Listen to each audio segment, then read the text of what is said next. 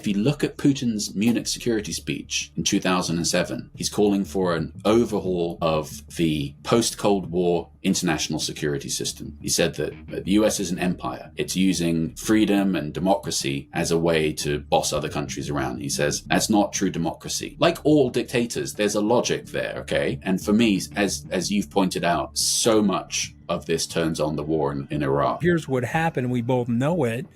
When Clinton left, we had still very high standing in the world. Yep. He was producing a budget surplus. Yeah. He was running the world off the George Kennan bipartisan commitment to leadership and freedom and containing autocracies around the world to the best of his capability. And Bush and Cheney, they blew it to pieces because they got the gun off the bird going into Iraq. Yep. Big intelligence failure there, but it was also designed to help President Bush win re-election. They wanted that war. That's right. And they wanted that war before before Labor Day of 2003 because they wanted him to get reelected. That's it. Okay.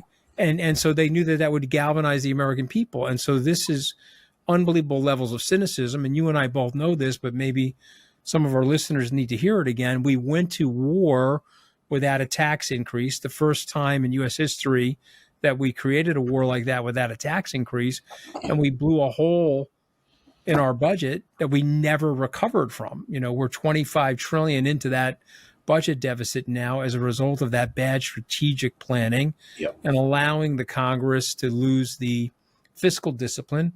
And unfortunately, and this saddens me, but you and I both know people in the agency. This is right out of the writings of bin Laden. Bin Laden said in 1998-99, he'd hit America. Yeah. America would overreact, spend trillions of dollars bombing mud huts and sand pits, and he would weaken the American empire. Yeah. And so right now he's dead, but it's probably 3-0 bin Laden, top of the 5th inning. Yeah. Because everything he said that we were going to do, we did. And we have a more divided country. We have the Patriot Act, which gives us less civil liberties. We have this national security state and the NSA overseeing everything, which may or may not make us safer in some ways, but certainly less free. So here we are. What am I missing, sir?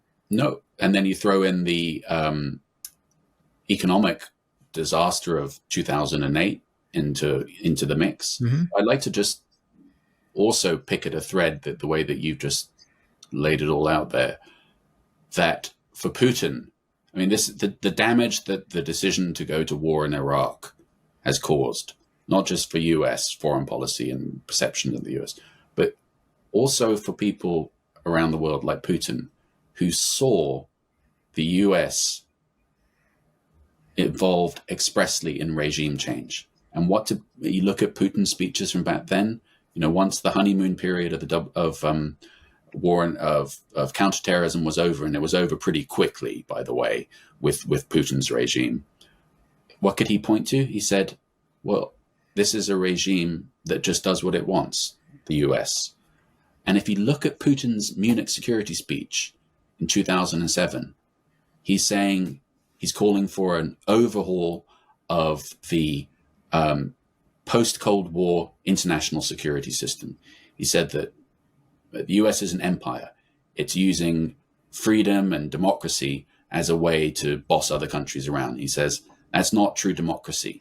This is, Anthony, it's basically the same speech as he gave on the eve of the war in Ukraine with Xi, that joint conference. Mm-hmm. Yeah. He's been saying the same thing. So we can't actually criticize. Like all dictators, there's a logic there, okay? Of course. And you know, you don't have to. I mean, the best propaganda has a kernel of truth, right? Yeah, right. Doesn't the best propaganda have a kernel of truth? There's a logic. You have to be able to understand the mindset. Right. And for me, as you've pointed out, so much of this turns on the war in Iraq, and it goes back to that and that decision of, you know, as the British government, the head of MI6 at the time flew over to Washington in the spring of 2003 and came back, wrote a report back. It's now all out in this public inquiry in the UK, the Chilcot report, and said they're going to go to war. they've already made the decision and they're fixing the intelligence around it. Right. So that's a catastrophe of intelligence, allowing, like, where was the failure on both sides, both decision makers cooking the intelligence, looking for things, fruit picking it, and then the intelligence community with that, for example, as we all know, this source that was the one source, curveball. I mean, who has one source for anything?